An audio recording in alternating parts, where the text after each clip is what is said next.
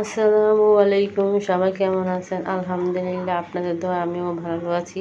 সকাল সকাল চলে আসলাম ছাদে। দেখেন কবুতরের খাবার দিয়েছি, তাই কবুতর খাচ্ছে। এই যে অনেক কবুতর ছিল, বাকিগুলো চলে গেছে ওইটা, আর যেই কটা ছিল সেই কটাই ভিডিও করতেছি। দেখেন প্রতিদিন খাবার দিই, প্রতিদিন কাক আর কবুতর এসে খায়। আয়াতি বাবা বিশেষ করে দেয় খাবার সবসময়। এই যে খাবার খাচ্ছে, সব সময় এরকম থাকে।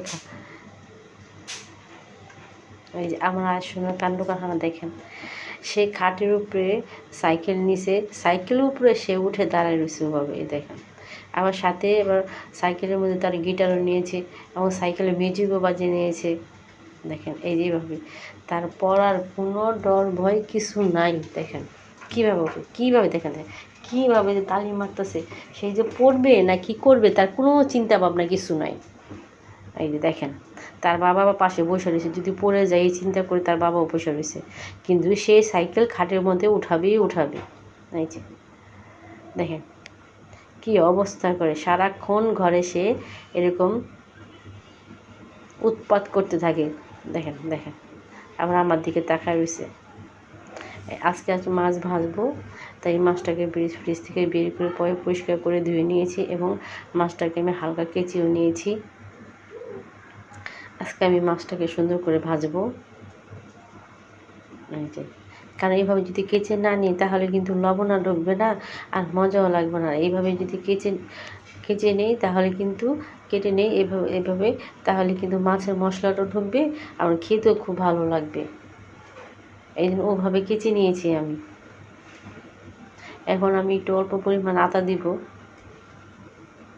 কারণ আদাটা না দিলে আবার গ্রানটা সুন্দর আসবে না, গন্ধ গন্ধ লাগবে মাছে, আর মাছের গন্ধ আসলে তো আমার হাজব্যান্ড একটুও খাবে না। সে আবার মাছ দেখলে তার কী যে জ্বর আসে, তার ভাল লাগে না। মাছ খাওয়া শেষেও নাকি তার মুখের ভিতরে নাকি গন্ধ থাকে। এখন আমি দিয়ে দিলাম মরিচ গুঁড়া, হলুদ গুঁড়া,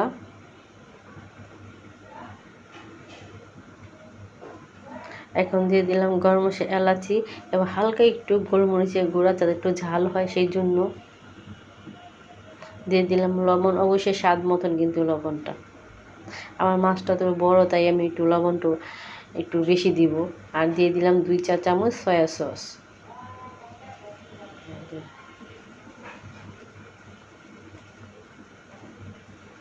আমি আলাদা বাটিতে কেন করলাম, আমি যদি মাছের ভিতরে দিই তাহলে এক সাইডের ভিতরেই কিন্তু মশলাটা পড়বে, আর আমি বাটিতে করে নিলাম এই কারণে যাতে আমার হাত দিয়ে আমি সব জায়গায় সমানভাবে লাগাইতে পারি।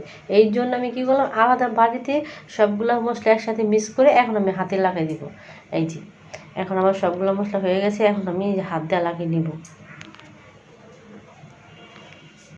এই যে আমি হাত দিয়ে এবং মাছ যে কেটেছি সেই ফাঁকে ফাঁকে আমি দিয়ে দিব, যাতে লবণটা ভালো করে ভিজে যায় যেন।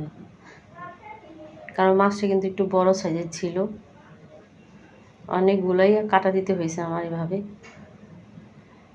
কিন্তু এত যত্ন করে, এত খাটনি করে মাছটা ভেজেছি, কিন্তু ওর বাবা মনে হয় না খাবে, হয়তো খাবে একটু নামিয়ে ভেঙে, এই আর কি। তারপরও করে দিই সামনে, যদি খেতে পারে।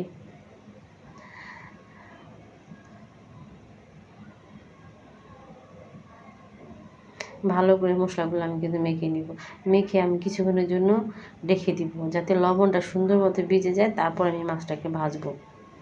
এই যে দেখেন, আমি এরকম করে দোনো পাশ বেশি বেশি করে মশলা দিয়ে আমি মাখিয়ে নিব, যাতে এই যে ফাঁকগুলো দেখেন আমি ফাঁকগুলো ভরে দিয়েছি এবং মাছ ভেজে তেল গরম করে মাছ ভাজা শুরু করে দিয়েছি। আমার যে নিয়েছি সেটাতেও জায়গা আসে না।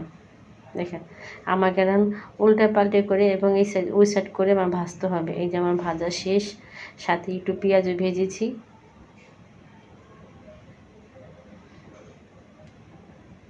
ঘ্রাণটা কিন্তু খুব সুন্দর আসছে এবং খুব খাস্তা করে ভেজেছি, অল্প আছে, কারণ অল্প আছে না ভাজলে মাছের ভিতরে কিন্তু আবার সিদ্ধ আসবে না, এই জন্য অল্প আছে নিয়েছি আমি।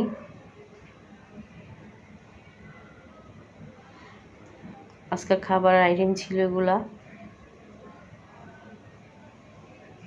এটা মুরগির রোস্ট, সাসলিক,